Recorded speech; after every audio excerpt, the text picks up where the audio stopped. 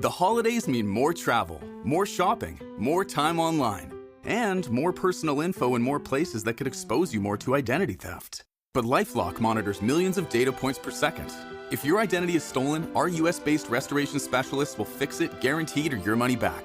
Don't face drained accounts, fraudulent loans, or financial losses alone. Get more holiday fun and less holiday worry with LifeLock. Save up to 40% your first year. Visit lifelock.com/podcast. Terms apply.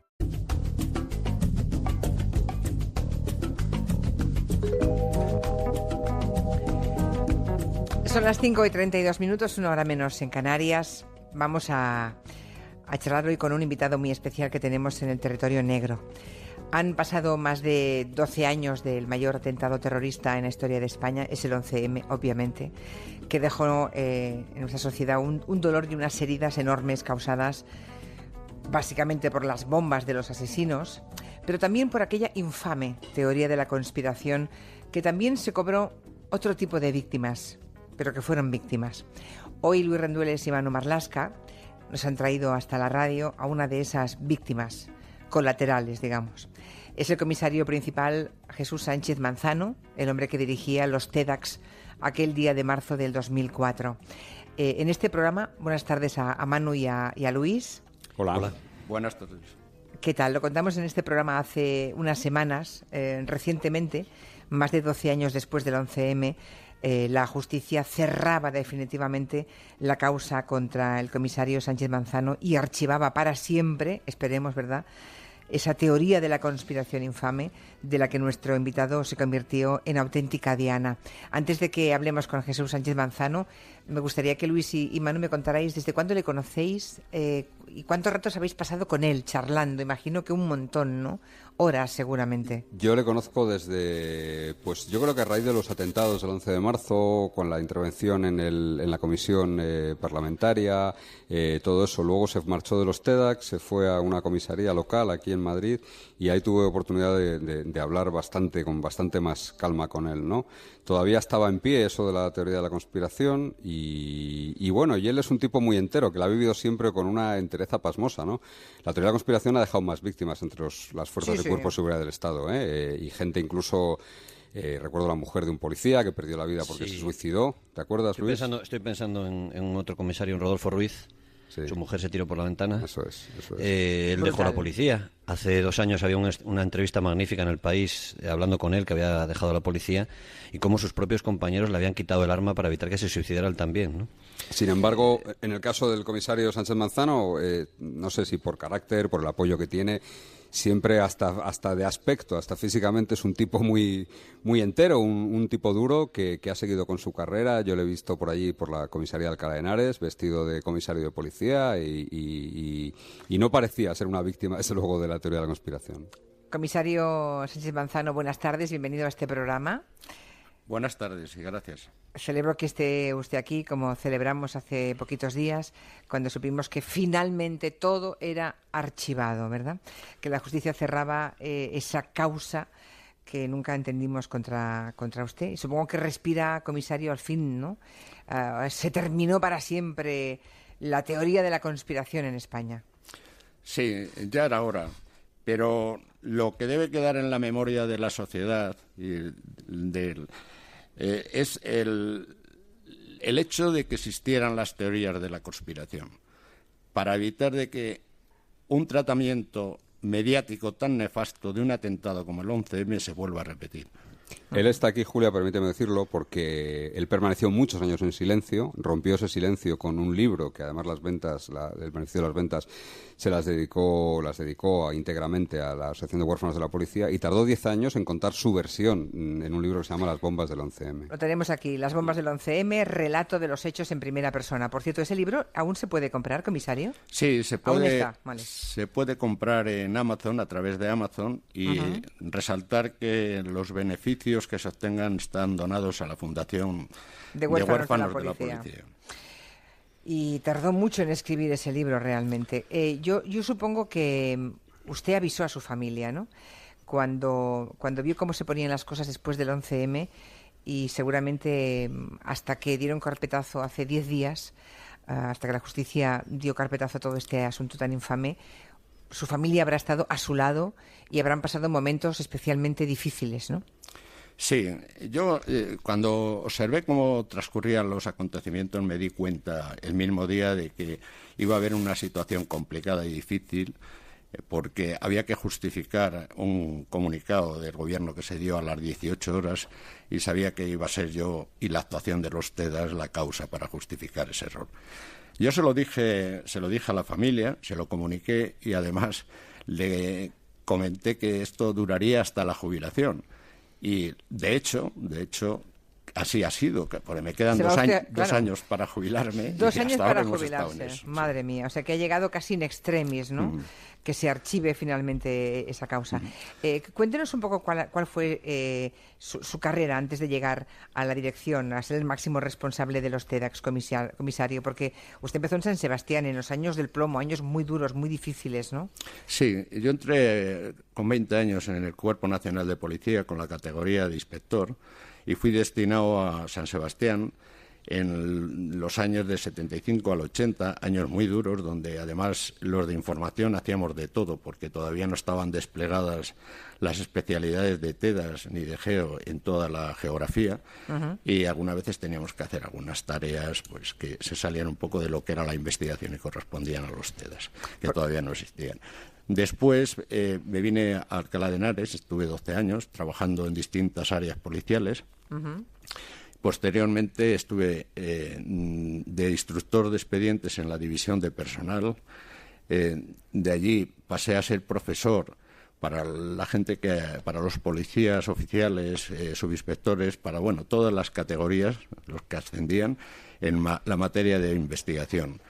Después pasé ascendí a comisario en el año 1996. Y mi primer destino como comisario fue la Brigada de Seguridad Ciudadana de Pamplona.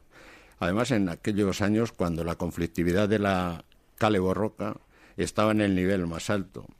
Y allí viví la muerte el asesinato de Miguel Ángel Blanco, en pleno Sanfermines. Hubo un hecho insólito, porque tuvimos que intervenir de madrugada, y si alguien ha estado por ahí en los Sanfermines, en la parte vieja, ¿no?, con toda la cantidad de gente que había. Y después de intervenir salieron las unidades de intervención por la Plaza Castilla y todos los ciudadanos allí presentes aplaudieron la intervención, cosa que no es muy frecuente, pero la verdad es que fue insólito. Sí. O sea que fue insólito y quizá marcó algo que yo sostengo, que fue un punto de inflexión, ¿verdad? Sí. El tema de Miguel Ángel Blanco, comisario. Yo, por lo que han contado aquí muchas veces Luis y Manu como expertos en este territorio negro, en el que hablamos de todo tipo de crímenes, también de los terroristas, cuando me han hablado aquí de los TEDx, siempre me he quedado con la impresión de que son policías especiales. Usted es el máximo responsable ya en 2002 de esa unidad de los TEDx, y la idea que tengo es que cualquier policía, para formar parte de los TEDx, tiene que superar muchas pruebas porque tienen que ser personas muy capaces, muy equilibradas, porque la situación en la que van a verse forzosamente obligados a trabajar son muy duras y muy específicas. Sí, para ingresar en la especialidad, ya siendo policías, se les somete a una serie de pruebas, como son test, pruebas de conocimiento y entrevista para valorar el tipo de personalidad que tienen y el equilibrio psicológico. Es evidente que luego, con las prácticas reales que se hacen continuamente, ellos se van entrenando para vencer el miedo. Y hay otra cuestión que yo creo que los oyentes pues lo saben. Cuando hay una incidencia de amenaza real y el policía está nombrado para atender esa incidencia, saben que la bomba se tiene que quitar sí o sí. Claro. Entonces no pueden dar un paso atrás y nunca lo han dado. Con lo cual es que es una persona que va a desactivar una bomba, ¿eh? Sí. Por eso decía el comisario, cuando la amenaza es real, ahí está esa persona del TEDx que va a enfrentarse a la bomba. Sí, solo y aplicando sus técnicas y sabiendo que la tiene que resolver. Lo cual eso, pues efectivamente, crea una personalidad especial, pero en el mejor sentido de la palabra. Pues ya pueden un poco hacer una composición de lugar los oyentes de quién es, ¿no?, el comisario Jesús Sánchez Manzano. Está al frente de los TEDx, llega el 11 de marzo del 2004 y no sé, comisario, qué recuerdos, qué tipo de imagen ha quedado grabada en su memoria de aquel día de marzo? Bueno, a mí me avisaron cuando iba camino del trabajo, con lo cual llegué de manera inmediata al lugar de los atentados. Habían pasado pocos minutos. Ya. Y cuando llegué, pues lo que había era unas escenas dantescas, ¿no?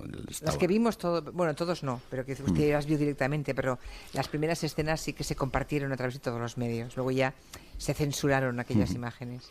Sí, bueno, ahí hay que autogestionarse uno las emociones que se pueden sentir en ese momento y seguir adelante con el trabajo. Y que lo esencial es prever que haya recursos suficientes y, sobre todo, asegurar el escenario donde se han producido las explosiones para que puedan seguir trabajando el resto de los servicios de una forma ya segura. Supongo que en aquel momento, como máximo responsable de los TEDx, usted no sé si se hizo alguna pregunta sobre la autoría o estaba usted para otras cosas, seguramente, ¿no? No, esa no era nuestra prioridad. Nuestra prioridad era resolver el problema que teníamos delante.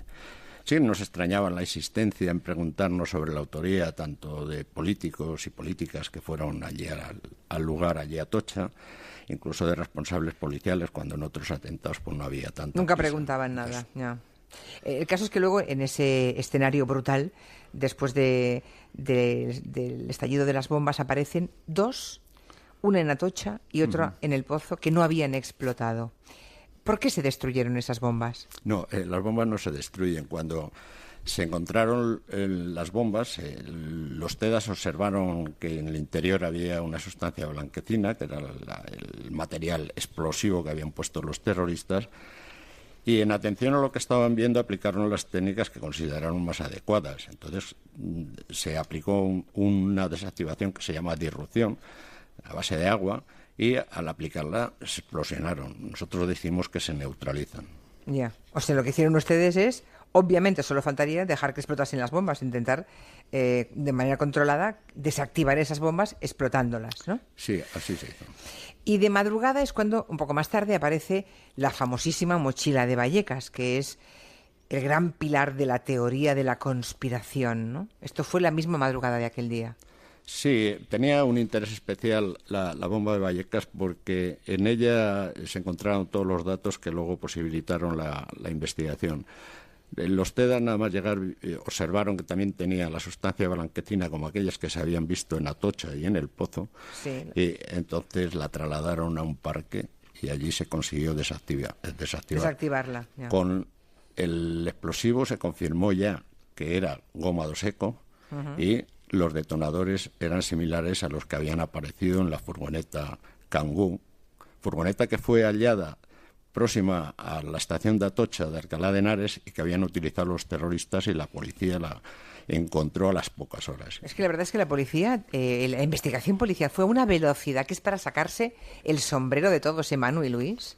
Es increíble. Bueno, o sea, esto, está diciendo el comisario ¿qué una más cosa quisieran que... en otros países que esta celeridad para resolverlo, ¿no? Bueno, ha habido felicitaciones incluso de Estados Unidos. Está Ya, diciendo ya. el comisario una cosa que es así, que nos hubiese ahorrado muchísimos disgustos, también a él, más que a nosotros. Ya. Que es que esa madrugada se sabía, por ejemplo, que no era titadín, que no era el explosivo de ETA. O sea, entre otras cosas, esa madrugada se sabía que no era el explosivo que utilizaban. Ya sabían que era esa misma madrugada. Claro, un explosivo blanco que era goma seco y que no era titadín.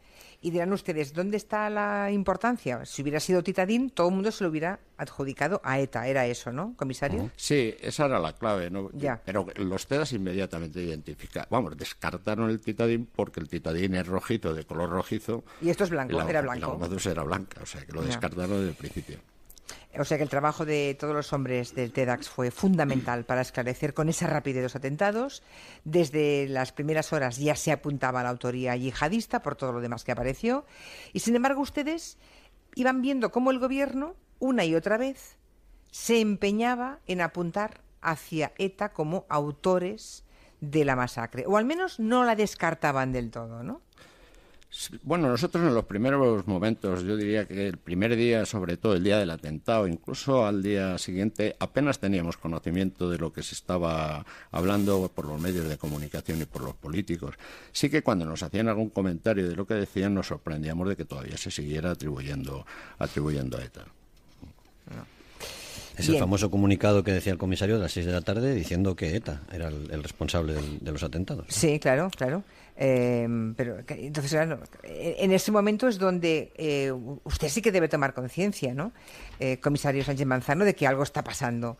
Si ustedes ven que es gómado seco de color blanco y no titadine, y por tanto sigue ese empeño, y a las 6 de la tarde ya apuntan a ETA, usted pensó en ese momento, alguien va a tener que justificar este error, ¿no? Sí, yo cuando tuve conocimiento del comunicado fue cuando llegué a casa a la 1 de la madrugada y me lo comunicó mi mujer, que habían dado el comunicado a nivel internacional de que la autoría era de ETA. A mí me sorprendió y le hice el comentario, bueno, yo no sé lo que sabrán otras unidades, pero nosotros los indicios que estamos encontrando la descartan casi totalmente. Y ahí ya me di cuenta de que alguien va a tener que pagar por esto, ¿no? Exactamente. O sea, alguien va a tener que comerse esta mentira y va a ser luego el responsable. ¿Cuál fue la base de la teoría de la conspiración? Esta, básicamente, ¿no? Sí, fue el comunicado. A partir del comunicado se empiezan a crear y a relatar situaciones ficticias con medias verdades, con el objetivo de que quedara para la historia de que al gobierno de la nación le habían informado mal. Manzano los TEDAS, ¿no? Al final era la actuación de los TEDAS. Éramos las víctimas necesarias, por decirlo de alguna manera. O sea, chivo expiatorio. Alguien tiene que comerse este marrón, ¿no? Sí. Por seguir con el argot. ¿Y usted cuándo fue consciente, comisario, de que usted personalmente, como jefe de los TEDx, y además usted personalmente como Jesús Sánchez Manzano, iba a ser la víctima de esa teoría demencial que ha envenenado este país tantos años? Sí, al hecho de que se hablara del titadín había que darle credibilidad, y alguien que le podía dar credibilidad eran los TEDAS, pero los TEDAS en general no. Al final tenía que ser su máximo responsable el que tenía que haber hecho la comunicación, ¿no? Y entonces a mí me pidieron en reiteradas ocasiones de que yo tenía que dar una explicación con apariencia técnica de lo que se había comunicado en ese día, pues era titadín. Bueno, yo me negué reiteradamente a ello. Usted nunca dijo que había sido titadín, claro. No, yo ni ningún TEDAS. Ningún TEDAS, claro. Porque los TEDAS lo habían descartado desde el principio. Alguien interesado, pues, soltó la palabra titadín, y a eso se agarraron algunos medios de comunicación y también pues algunos políticos. Y a partir de ahí pues ya había que dejar para la historia, ¿no?, en un ambiente, un área confusa, de que el gobierno en sí se confundió porque lo habían confundido, ¿no? El comisario lo ha dicho muy bien, perdonadme. Se labró esa teoría de la conspiración a base de medias verdades o de mentiras, como cualquier teoría de la conspiración. Y, por ejemplo, se basó, comisario, en ese teléfono que supuestamente tenía Carmen Toro, la mujer de Suárez Trasorras. Sí, esa noticia fue el inicio de las teorías de la conspiración. Se produce el 18 de junio del 2004, poco antes de que se iniciara su andadura la comisión parlamentaria.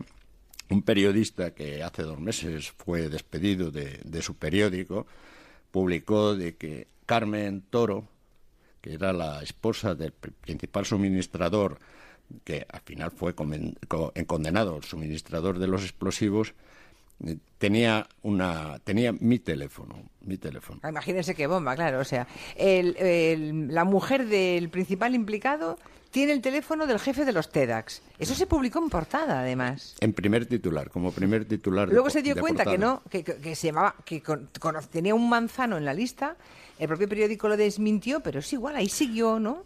Sí, pero eso ya era irrelevante. El infundio, el daño ya estaba hecho. Este periodista debió de actuar con más profesionalidad y ética, porque con una simple llamada al teléfono que tenía había constatado que no pertenecía a la unidad de los TEDAS. Hay una cosa peor, igual ya lo comprobó y vio que no, pero... Eso todavía es peor, ¿no? Yo me imagino. Ya sabe usted que hay una vieja teoría que dice que la realidad no te arruine un titular, ¿no? Sí, pero no saben el daño que hizo, porque luego un locutor en otra hora ya famoso, ¿no? Pues lo dijo en la radio, pero además adornándolo como que yo tenía una relación sentimental incluso con ella, ¿no? Con una persona que usted no conocía de nada. Yo no había estado en Asturias ninguna vez. La no había mujer estado del ni en Asturias. principal acusado, ¿eh? O sea, de la persona... bueno, es que imagínense que esto es para enloquecer, comisario. No, pero esto, Julia, esto que es una disparate, había también una transmisión muy fluida con alguna gente del Partido Popular y hubo un diputado del Partido Popular que preguntó en la Comisión de Investigación del 11M por esa historia, ¿eh? La del teléfono. Bueno, me acuerdo. Ignacio del Burgo. Ignacio del había Burgo preguntó una... en la comisión qué hay de Sí, verdad sí. en esa relación, ¿no? Sí, hoy no suena disparate, pero Sí.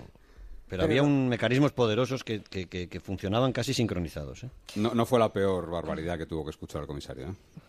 ¿Quién hizo más daño de todos los que participaron en esa teoría tan demencial y que, insisto, envenenó la vida política y mediática española? Bueno, para mí fue una intervención que tuvo el portavoz del Partido Popular en la legislatura 2004-2008, en la que dijo que Sánchez Manzano nos había dejado estupefactos al saber que la mochila no estaba en el juzgado, sino en la cocina de su casa. Eso para mí fue lo que más daño podía hacer, porque le estaba dando credibilidad a lo que estaban publicando en los medios de comunicación, pero además por quién lo dijo y dónde lo dijo. Lo dijo Zaplana eso. Zaplana dijo Sí. que usted se había llevado la mochila a su casa. Sí, está en el diario de sesiones y además está bastante bien referenciado en el libro. Vamos a ver, ¿y usted no se sintió abandonado en aquel momento por la institución a la que representaba y de la que había hecho toda su vida y había entregado todos sus años como profesional? No, yo en mi trabajo diario no he sentido ningún desamparo. La corporación tiene como política dar de manera muy restringida los desmentidos, porque sobre todo en aquellas noticias que son reiteradas de manera permanente, porque se alimenta la polémica, ¿no? Es la política que tiene nuestra institución, que bueno, que quizás sea la adecuada, ¿no? Yo no entro en ello. Por lo demás, no, dentro de mi cuerpo nadie ha puesto en duda la intervención que tuvieron los TEDAS, porque al final todas las denuncias, acusaciones, imputaciones iban dirigidas a toda la especialidad. O sea, al final la denuncia era sobre la actuación de los TEDAS en general, claro. porque yo no tengo el don de la ubicuidad para hacer todo lo que me atribuían que había hecho. ¿Y de qué se les llegó a acusar a usted y a los TEDx en general? Bueno, pues una de las acusaciones más graves que puede tener un policía, el haber manipulado o destruido pruebas para encubrir a los autores del atentado. Eso es Imagínese muy si eres policía toda la vida ejerciendo honestamente tu profesión y que te acusen de manipular y destruir pruebas para encubrir a los autores de una masacre.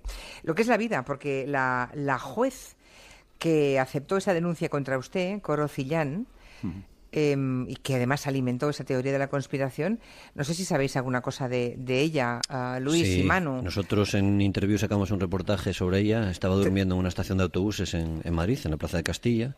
Brutal la historia de esta ingresaron, sí, la ingresaron al Hospital de la Paz y ahora la Fiscalía está intentando su incapacitación por problemas mentales. Yo creo que esa juez fue otro instrumento más de esos mecanismos que te decía. Fue una persona útil para toda aquella maniobra. ¿A quién beneficiaba mantener esa teoría de la conspiración, comisario? Bueno, no dejaba de ser un negocio para los medios, o bueno, para algunos periodistas, no vamos a incluir a los medios, porque yo creo que dentro incluso de algún medio donde se publicaban las noticias también había gente que no compartía.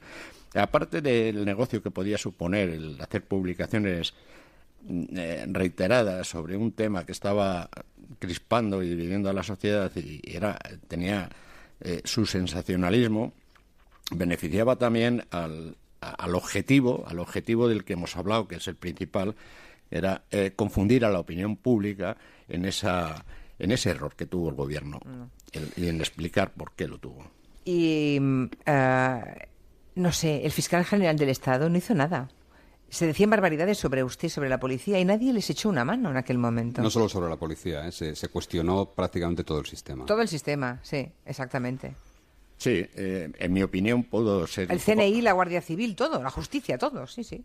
Sí, en mi opinión debió de haber más contundencia en la actuación de la Fiscalía porque eran los intereses generales los que estaban afectados principalmente, vamos, o por lo menos los que tienen más trascendencia social, porque al final los individuales o como persona podemos sufrir, lo podemos superar, pero dejar a las instituciones tocadas en su credibilidad, pues con la confianza que ahora necesitamos, sobre todo la policía, con el problema que tenemos enfrente, pues no creo que fuera lo más adecuado.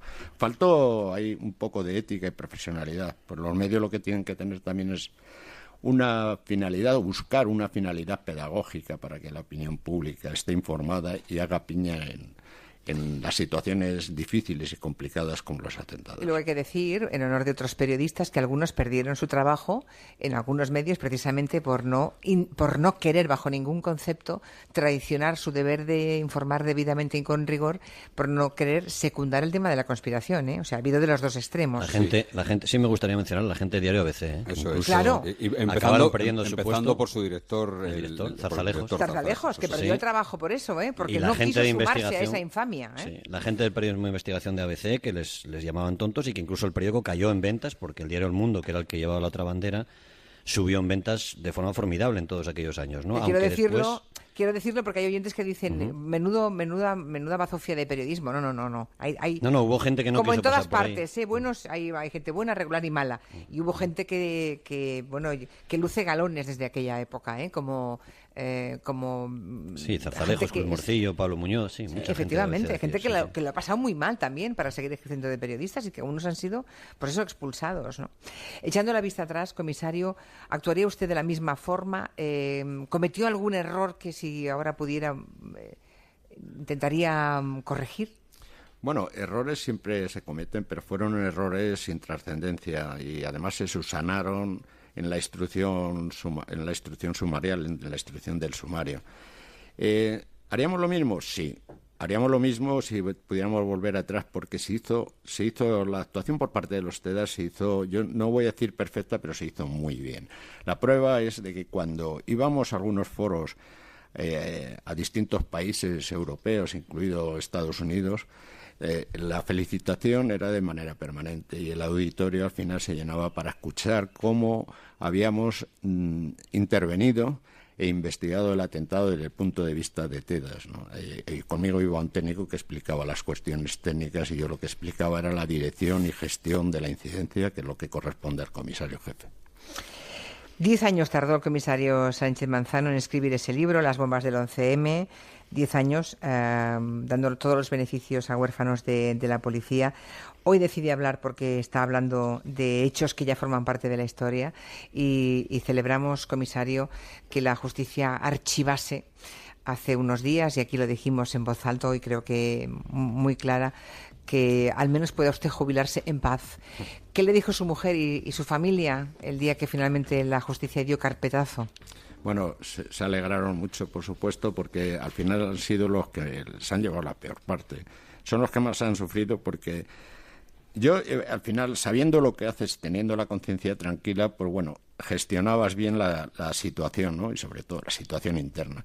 Pero ellos, al final, no llegan a comprender la trascendencia que puede tener todo el proceso mediático y judicial que se inició, ¿no?